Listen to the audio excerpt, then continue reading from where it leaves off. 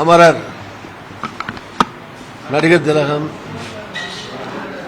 சவாலே பத்மஸ்ரீ சிவாஜி கணேசன் அவர்களுடைய பிறந்த நாளை ஒட்டி அவருடைய திருவுருவ படத்திற்கும் திருவுருவ சிலைக்கும் காங்கிரஸ் கட்சியின் சார்பில் மாலை அணிவித்தும் மலர் அஞ்சலி செலுத்தியும் வணக்கத்தை தெரிவித்துள்ளோம், அஞ்சலியை செலுத்தியுள்ளோம். நடிகர் சிவாஜி கணேசன் அவர்கள் அமரர் பெருந்தலைவர் காமராஜர் அவர்களுடைய வலதுகரமாக நம்பிக்கை நட்சத்திரமாக திகழ்ந்து தன்னுடைய சிவாஜி ரசிகர் மன்றங்கள் மூலமாக காங்கிரஸ் கட்சியை தமிழ்நாட்டிலே வளர்த்த பெருமைக்குரிய காங்கிரஸ் தலைவர்களிலே ஒருவர். உலகில் இருக்கும் ஒப்பற்ற நடிகர்களில் முதன்மையானவராக தன்னுடைய நடிப்பாற்றலால் மக்களுடைய இதயம் கவர்ந்தவர். திரையுலகில் அவர் காலத்திலும் சரி, இப்போதும் சரி, எப்போதும் சரி, யார் அரிதாரம் பூசினாலும் நடிக்க வந்தாலும் நடிகர் சிவாஜி கணேசன் அவருடைய தாக்கமோ பாதிப்போ இல்லாமல் எந்த நடிகரும் நடிக்க முடியாது. அந்த அளவிற்கு நடிப்பு சுரங்கமாக, நடிப்பு பல்கலைக்கழகமாக திகழ்ந்தவர். உதாரண புருஷராக, கலைத்தாயின் தவ புதல்வராக திகழ்ந்தவர் அருமையான நடிகர் சிவாஜி கணேசன் அவர்கள். அன்னை இந்திரா காந்தி அம்மையார், தலைவர் ராஜீவ் காந்தி ஆகியோரின் அன்புக்கு பாத்திரமாக திகழ்ந்தவர். உலகம் முழுதும் வாடுகிற தமிழ் மக்களுடைய இதயங்களிலே தனக்கென ஒரு இடத்தை பெற்று சிம்மாசனமிட்டு மக்களின் நினைவிலே எப்போதும் நிலைத்து நிற்கக்கூடிய ஒப்பற்ற கலைஞர், ஒப்பற்ற நடிகர், சிறந்த மனிதர், நல்ல பண்பாளர், அடுத்தவர்களுக்கு தெரியாமல் நிறைய உதவிகளை தாராளமாக செய்தவர். அன்னாரின் பிறந்த நாளில் அண்ணன் சிவாஜி கணேசன் அவருடைய புகழ் என்றென்றும் நிலைத்திருக்க பிரார்த்திக்கிறோம், வாழ்த்துகிறோம். காங்கிரஸ் வரலாற்றில் சிவாஜி அவர்களுக்கு தனி வரலாறு உண்டு, தனி அத்தியாயம் உண்டு. நான் அமைச்சராக இருந்தபோது அண்ணன் நடிகர் சிவாஜி கணேசன் அவர்களுக்கு தபால் கவர் வெளியிட்டு அவருடைய குடும்பத்தாரோடு சேர்ந்து அந்த நிகழ்ச்சியை நடத்தினோம். உலகத்தின் பல்வேறு நாடுகளிலும் ஏராளமான பதக்கங்களை, ஏராளமான பாராட்டுக்களை, ஏராளமான பட்டங்களை பெற்றவர். மக்களின் இதயம் கவர்ந்தவர். அன்னாரின் புகழ் என்னென்றும் நிலைத்திருக்க பிரார்த்திப்போம். நடிகர் திலகம் அருமை சிவாஜி கணேசன் அவருடைய புகழ் வாழ்க வாழ்க வாழ்க என வாழ்த்துவோம். பாஜக எம்பிக்கள் குழு, கரூர் விவகாரத்தில் எம்பிக்கள் குழு அமைச்சிருக்காங்க. இந்த நிலையில காங்கிரஸ் கட்சி ஒரு குழு அமைத்து விசாரிக்க வேண்டும்னு திருமாவளவன் அவர்கள் கோரிக்கை. அப்பொழுதுதான் உண்மை நிலை வெளிவரும், பாஜகவுடைய வேலைகள் நடைபெறும் அப்படின்றார். யார் சொல்லியிருக்கா? திருமாவளவன் அவர்கள் காங்கிரஸ் கட்சி ஒரு குழு அமைத்து விசாரிக்கணும். அவருடைய யோசனையை சகோதரர் திருமாவளவன் சொல்லியிருக்கிறார். யோசனை சொல்றதுல ஒன்றும் தவறு கிடையாது. அவருடைய யோசனையை வரவேற்போம். அதே நேரத்தில் அங்கே எங்களுடைய நாடாளுமன்ற உறுப்பினர் சகோதரி ஜோதிமணி அவர்கள் நிகழ்ச்சி நடந்த உடனே கேள்விப்பட்டு இரவோடு இரவாக சென்று மக்களோடு மக்களாக, பாதிக்கப்பட்ட மக்களோடும் மருத்துவமனையிலே பாதிக்கப்பட்டிருப்பவர்களோடும் அங்கே இருந்து கொண்டிருக்கிறார். செய்தி அறிந்தவுடனே தமிழக காங்கிரஸ் கட்சி தலைவர் சகோதரர் செல்வ பிறந்தகையும் உடனே அங்கே சென்று வேண்டிய உதவிகளை செய்திருக்கிறார். தலைவர் ராகுல் காந்தி அவர்களுடைய அனுமதியோடு 1 கோடி ரூபாய் பாதிக்கப்பட்ட குடும்பங்களுக்கும் நிவாரணம் காங்கிரஸ் சார்பிலே வழங்க முதலிலேயே அதற்கான அனுமதியை தந்தார், உத்தரவிட்டார். அதற்கு பின்னாலே அதை ஒட்டி திரு கிரீஷ் சோடங்கர் அவர்களும் தொடர்ந்து சென்று அங்கே பார்த்து பாதிக்கப்பட்ட மக்களுக்கு ஆறுதல் கூறினார். மருத்துவமனை இருந்தவர்களுக்கு நல்ல சிகிச்சை அளிக்க நடவடிக்கை மேற்கொண்டார். அதைத் தொடர்ந்து காங்கிரஸ் கட்சியினுடைய பொதுச் செயலாளர், அமைப்பு பொதுச் செயலாளர் திரு வேணுகோபால் அவர்கள் நேற்றைக்கு அங்கு வந்து பாதிக்கப்பட்ட மக்களுக்கு ஆறுதல் தெரிவித்து மருத்துவமனையில் இருப்பவர்களையும் பார்த்து உரிய மேல் நடவடிக்கைகளை முடுக்கிவிட்டு சென்றிருக்கிறார். முதலமைச்சர் உடனடியாக அங்கே விரைந்து தன்னுடைய அமைச்சரவை சகாக்களோடு உரிய நடவடிக்கைகளை மேற்கொண்டிருக்கிறார். நாளை இந்த அமைச்சர்கள் அங்கேயே தங்கி வேண்டிய காரியங்களை செய்து கொண்டிருக்கிறார்கள். இது தவிர நீதி விசாரணை ஒன்றும் போடப்பட்டிருக்கிறது. எனவே இவர்களுடைய அறிக்கைகள் எல்லாம் வரட்டும். காங்கிரஸ் கட்சியின் சார்பிலே குழு போட்டுத்தான் அங்கு போய் விசாரணை நடத்த வேண்டும் என்பதற்கு பதிலாக ஏற்கனவே ஒரு குழு இயங்கிக் கொண்டுதான் இருக்கிறது. மாநில தலைவர் அங்கேயே தங்கியிருக்கிறார். நான் சொன்ன மாதிரி அகில இந்திய பொதுச் செயலாளர், தமிழ்நாடு இன்சார்ஜ் பொதுச் செயலாளர், லோக்கல் எம்பி ஜோதிமணி அவர்கள், பக்கத்து மாவட்டத்தில் இருக்கிற கட்சியினுடைய தலைவர்கள், நிர்வாகிகள், எம்பிக்கள், எம்எல்ஏக்கள், இப்படி பலரும் அங்கே இருந்து நிவாரணப் பணிகளை செய்து கொண்டிருக்கிறார்கள். ஆன் த ஸ்பாட்டில் இந்த பிரச்சனைகள் முடிஞ்ச பிறகு போஸ்ட்மார்ட்டம் பண்ணப்பட்டு பாடிகள்லாம் அவர்களுடைய ஊர்களுக்கு அனுப்பப்பட்டு விட்டது. மருத்துவமனையில் இருந்தவர்களும் பெரும்பாலானவர்கள் அங்கிருந்து அவர்களுடைய ஊர்களுக்கு சென்று விட்டார்கள். இன்னும் ஒரு 6-7 பேர் தான் மீதம் மருத்துவமனையில் இருப்பதாக தகவல். இந்த நிலையில் இறந்தவர்களுடைய குடும்பங்களுக்கு ஆறுதலும், குடும்பத்தில் யாராவது மீதம் இருப்பவர்களுக்கு வேலை வாய்ப்பும், குடும்பத்தில் இறந்தவர்களை நம்பி வாழ்ந்த அந்த குடும்பத்தில் இருப்பவர்களுக்கு உதவியும் நிவாரணமும், இதுபோன்ற பணிகளிலே அரசியல் கட்சிகள் ஈடுபட வேண்டும், பொது அமைப்புகள் ஈடுபட வேண்டுமே தவிர மற்றபடி ஒருவரை ஒருவர் விமர்சனம் செய்து கொள்வதாலே, திட்டிக் கொள்வதாலே, பழி சொல்லுவதாலே இறந்தவர்களுடைய குடும்பங்களுக்கு ஆறுதல் கிடைக்காது.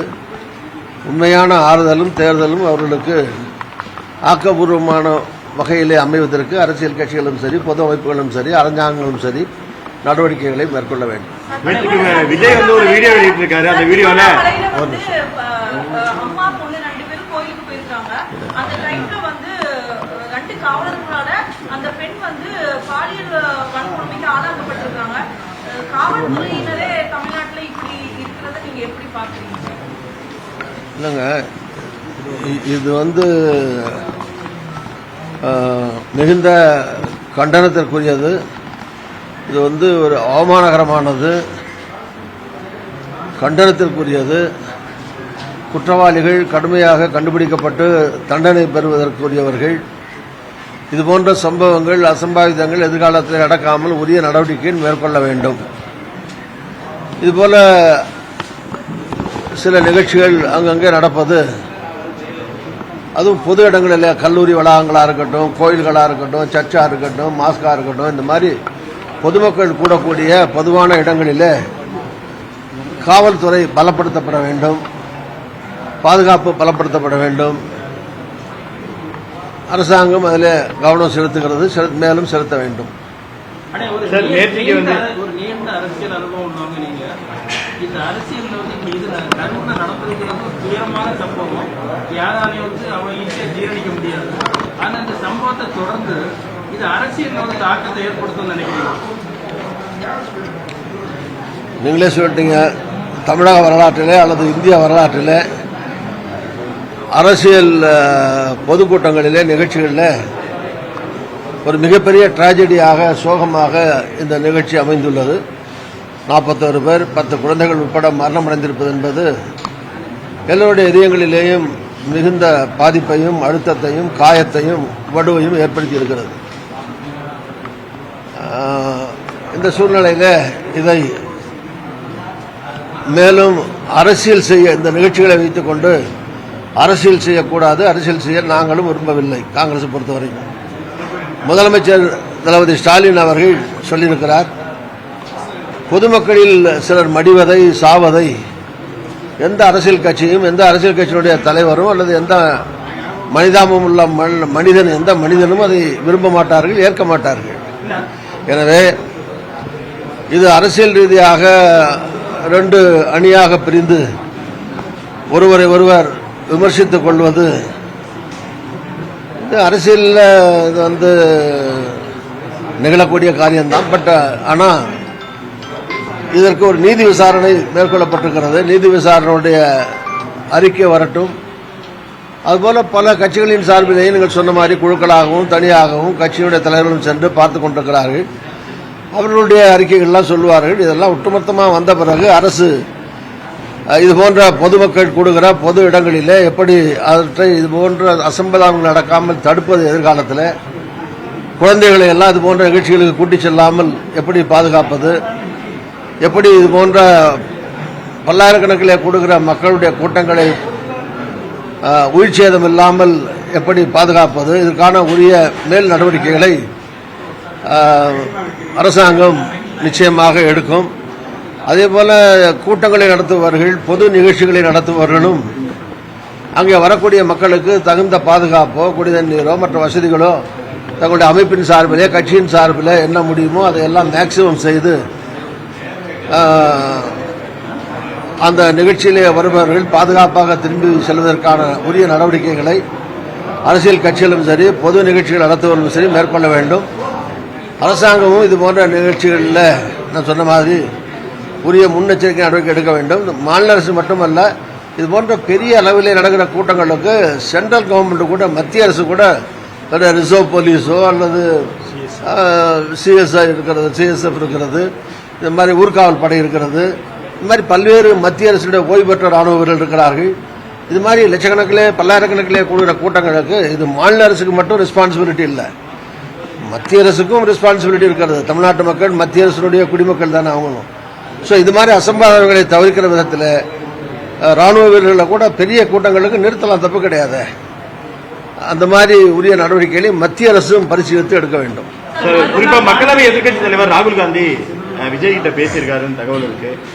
என்ன இதுக்கான காரணம் என்ன? ஒரு நேரடியாக தொலைபேசி மூலமா பேசியிருக்கிறதா சொல்றாங்க. ஒருவேளை காங்கிரஸ் தாவேகா கூட்டணி அமைவதற்கான ஒரு அச்சாரமா? ஏற்கனவே தாவேகா காங்கிரஸ் கூட்டணி அமையும் அப்படின்னு சொல்லிட்டு பல யூகங்கள் சொல்றாங்க, பல செய்திகள் வருது. நேரடியாக ராகுல் காந்தியே தொலைபேசி மூலமா தொடர்பு கொண்டிருக்கிறது, இதை எப்படி எடுத்துக்கலாம்? ஒரு புதிய கூட்டணி அமையுமா தமிழ்நாட்டில்? எதிர்கட்சி தலைவரும் காங்கிரஸ் தலைவருமாக இருக்கக்கூடிய தலைவர் ராகுல் காந்தி அவர்கள் நீங்க ஒருத்தர்கிட்ட பேசுறத கேட்டீங்க, விஜய்கிட்ட பேசுறத கேட்டீங்க. அதுக்கு முன்னால முதலமைச்சர் ஸ்டாலின் அவர்கள்ட்டையும் பேசியிருக்காரு. ஸோ முதலமைச்சருங்கிற முறையில் அரசாங்கத்தின் மூலமாக நேரடியாக அவர் வாய் மூலமாக என்னென்ன நடந்தது, என்ன நடவடிக்கை எடுக்கப்பட்டிருக்கிறது எல்லாம் முதலமைச்சர்கிட்ட கேட்டு தெரிந்தார். அதுபோல அந்த சம்பவத்திலே அங்கே இருந்தவர் சம்பந்தப்பட்டவங்கிற காரணத்தினால அந்த தமிழ்நாடு வெற்றி கழகத்தினுடைய தலைவராக இருக்கிற திரு விஜய் அவர்களிடத்திலேயும் இது குறித்து ஆன் த ஸ்பாட் நிலவரத்தில் என்ன நடந்தது, எப்படி நடந்தது, என்ன நடந்தது என்பதை அவரிடத்திலேயும் கேட்டிருக்கலாம். அதுதான் கேட்டிருப்பார். இந்த நேரத்தில் 41 பேர் இறந்து போயிருக்கிற நேரத்தில் வந்து அரசியல் பேசவோ கூட்டணி பேசவோ அப்படி செய்யக்கூடிய நாகரிகம் இல்லாத தலைவர் அல்ல தலைவர் ராகுல் காந்தி அவர்கள். இது அரசியல் பேசுகிற நேரமும் அல்ல, கூட்டணி பேசுகிற நேரமும் அல்ல. இது ஒரு மிகப்பெரிய தலைவராக இருக்கிற ராகுல் காந்தி அவர்களுக்கு தெரியும். அதனாலே கூட்டணி பற்றி அவர் எதுவும் பேசியிருக்க மாட்டார், பேசவில்லை. ஒரு கன்சர்ன், அவருடைய கன்சர்ன் இந்த ரெண்டு சம்பந்தப்பட்டவருடைய முதலமைச்சர் முறையில் முதலமைச்சர்கிட்டையும் அந்த ஸ்பாட்டில் இருந்தவர் சம்பந்தப்பட்டவங்கிற முறையில் விஜய்கிட்டையும் நேரடியாக அப்புறம் ஹாசஸ் மவுத்துங்கிற மாதிரி அவர்கிட்ட இருந்தே கேட்டு அறிந்திருக்கிறார். இதில் அரசியல் செய்ய வேண்டியதில்லை. அதே போல கூடுதல் தொகுதிகள் ஆட்சியில பங்கு வேணும், இதை முடிச்சிடும்.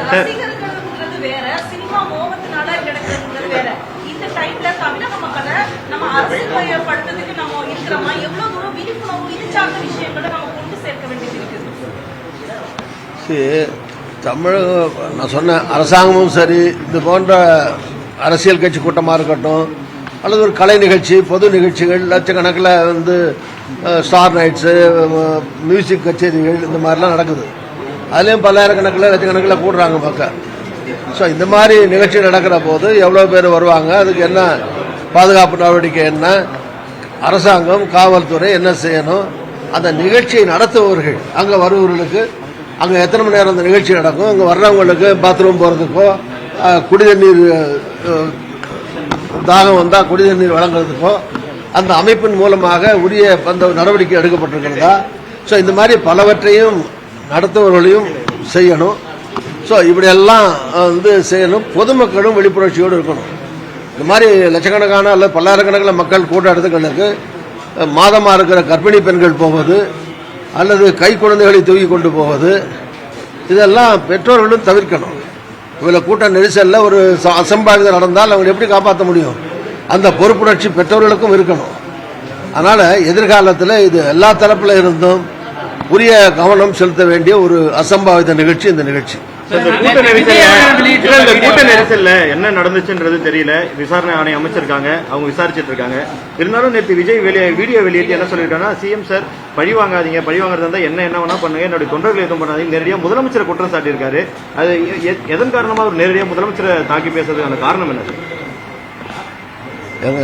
விஜய் பேசுறதுக்கெல்லாம் நாம் பதில் சொல்ல முடியாது, விஜய் தான் கேட்கணும். அதாங்க, அது விஜய் பேசுனதுக்கு என்ன காரணத்தினால பேசினாரு நீங்க விஜய்கிட்ட கேளுங்க. என்ன பொறுத்த வரைக்கும் நான் சொல்ல வர்றது, அவருடைய கட்சியை சார்ந்த சில பேர் மேல கேஸ் போட்டிருக்காங்க, சில பேர் கைது செய்யப்பட்டிருக்காங்கன்னு அந்த செய்தி அவருக்கு வர்ற போது, ஒரு கட்சியினுடைய தலைவருங்கிற முறையில் என்னுடைய நிர்வாகிகளையோ தொண்டர்களையோ நீங்க வந்து இந்த மாதிரி கேஸ் போட்டோ கைது பண்ணியோ செய்யாதீங்க, அதுக்கு பதிலா என்ன வேணா பண்ணிட்டு போங்கன்னு ஒரு கட்சி தலைவருங்கிற முறையில் அவருடைய கருத்தை இதை சொல்லியிருக்காரு. அப்படி சொன்னது பாவம்னு ஒன்றும் சொல்ல முடியாது. அதனால வந்து முதலமைச்சர் நேருக்கு நேரம் 2 பேரும் என்ன மல்லுக்கட்டா வராங்க. முதலமைச்சர் எங்க என்ன உயரத்தில் இருக்காரு, ஒரு நாட்டை ஆண்டுட்டு இருக்கிற முதலமைச்சர், என்ன காவல்துறையிலிருந்து எல்லா துறைக்கும் பொறுப்பு இருக்கிற முதலமைச்சர் விஜய் எப்படி ஒன்னாவாரு? அதனால 2 பேரும் அவரை சண்டையை கூப்பிடுறாரு. ஏன் எடுத்துக்கிறீங்க? அவர் வேண்டியவங்க மேல வழக்கு கேஸு கைதுன்னு வரும்போது அவங்கள திருப்திப்படுத்தவோ அல்லது அவங்களுக்கு ஆறுதலுக்காகவோ ஒரு கட்சியினுடைய தலைவர் அவருடைய கருத்தை அவர் சொல்லியிருக்காரு.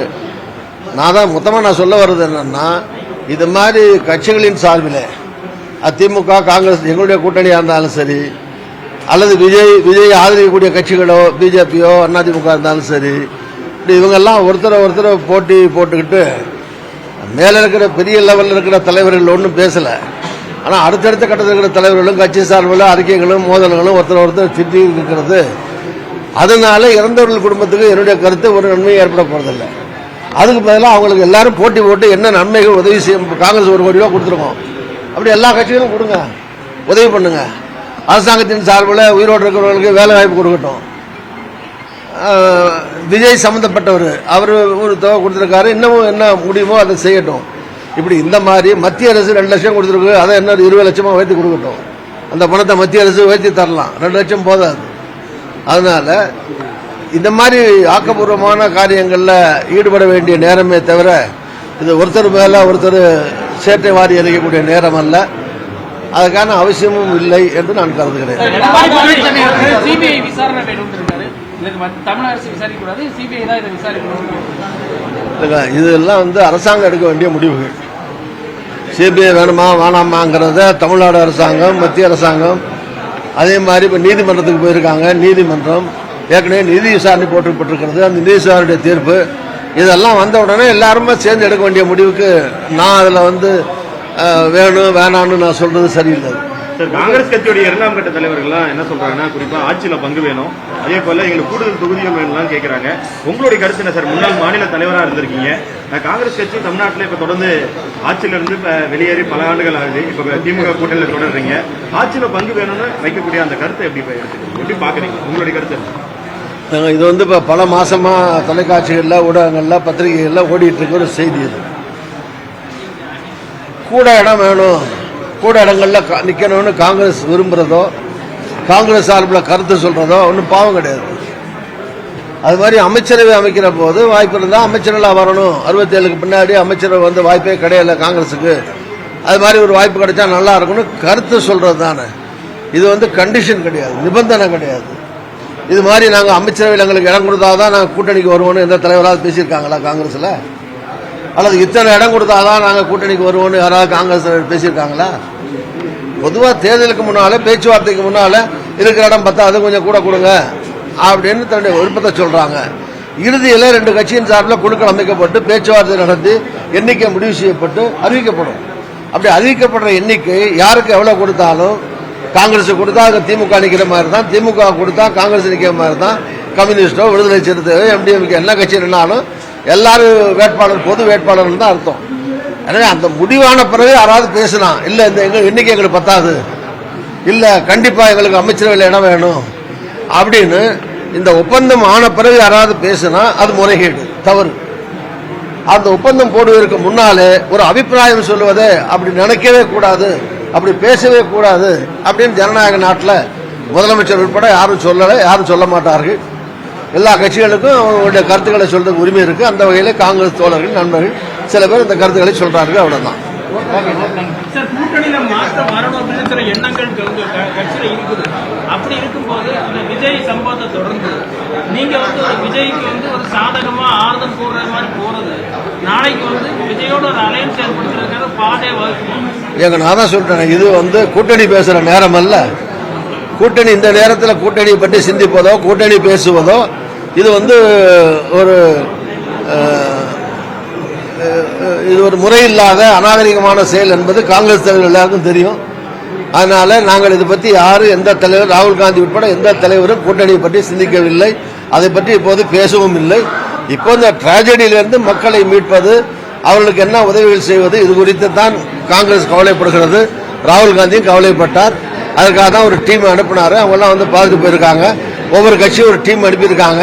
இப்படி நடக்குது. அதனால நீங்க வந்து இதை வந்து தேர்தலுக்கு 5-6 மாசம் இருக்கு. ஏற்கனவே திமுக காங்கிரஸ் கூட்டணி இருக்கிறது. கூட்டணி எப்போ உடைஞ்சது? கூட்டணி உடைஞ்சு கட்சி ஏதாவது திமுக வெளியே போச்சா இல்ல காங்கிரஸ் வெளியே போச்சா? அப்படி ஏதாவது போனா தானே அந்த இடத்துல வந்து யார் வரப்போறா, யாரோட கூட்டணின்னு பேசணும். ஒரு கூட்டணி இருக்கிற போது, ஏற்கனவே செயல்பட்டு கொண்டிருக்கிற போது, இந்த கூட்டணி ஏற்கனவே பல வெற்றிகளை சாதித்திருக்கிற போது, நாடாளுமன்ற தேர்தல் உட்பட 10 இடங்கள்ல வாங்கி பாண்டிச்சேரி வரைக்கும் வெற்றி பெற்றிருக்கிற போது, சட்டமன்ற தேர்தலில் நீங்களா யூகத்தின் அடிப்படையில் ஊடகங்கள் சார்பிலையும் சரி அல்லது சில பேர் விருப்பப்படுற விஷயங்களையும் சரி செய்தியாகி கொண்டிருக்கிறார்கள். அது மாதிரி எந்த பேச்சுவார்த்தையும் அதிகாரப்பூர்வமாக திமுகவிலிருந்து வெளியேறவோ அல்லது வேற கட்சிகளோடு கூட்டணி போடவோ எனக்கு தெரிந்தவரை அதிகாரப்பூர்வமாக எந்த பேச்சுவார்த்தையும் மேல்மட்டத்திலிருந்து கீழே வரை எந்த பேச்சுவார்த்தையும் அதிகாரப்பூர்வமாக நடக்கவில்லை. அது எனக்கு தெரியாது. ரகசியத்தை நீங்க தான் கண்டுபிடிக்கணும். எனக்கு தெரியாது. ரெண்டு பேருமே இந்த இன்சிடென்ட் வந்து கையில் எடுத்து அரசியல் பண்றாங்கிறது தமிழ்நாட்டு மக்கள் அவ்வளவுக்கும் தெரியுது. இப்படி அரசியல் பண்றதுக்கு காரணம் வரக்கூடிய தேர்தலில் ஏதாவது மாற்றங்களை உருவாக்க தானே 2 பேருமே பண்றீங்க. யார் சொல்றா அப்படி? நீங்களா சொன்னா சரியா போச்சா? மக்கள் அப்படி சொல்லல. மக்கள் வந்து அவங்க பாதிக்கப்பட்டு எல்லாம் வருத்தத்தில் இருக்காங்க.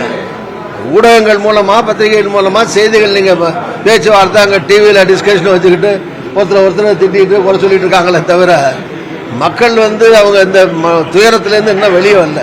இப்ப கூட்டணி பேசுற மனநிலையில மக்கள் இல்லை.